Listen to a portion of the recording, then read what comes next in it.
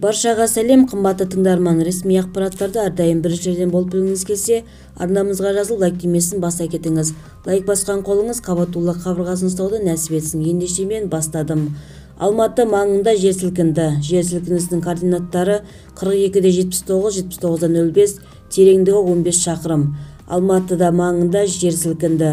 Қазақстан төтенше жағдайлар министрлігіне қарасы сейсмикалық станциялар желісі 2023 жылғы 14 желтоқсан сағат 14:44-те жер сілкінісін тіркеді деп хабарлады Түркістан.кз Қазинформға сілтеме жасап.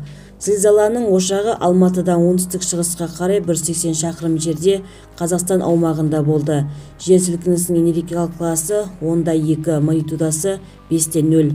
Жер сілкінісінің координаттары 42-79, 79-05, тереңдігі 15 шақырым. Қазақстанда сезілуі туралы ақпарат жоқ делінген хабарламада. Видеомыз кеңінен тарап, қажетті жерлерге жету үшін лайк түймесін баса кетіңіз. Комментарияға ой-пікірлеріңізді жаза кетіңіз. Бізді бақылауда жалғастырыңыз.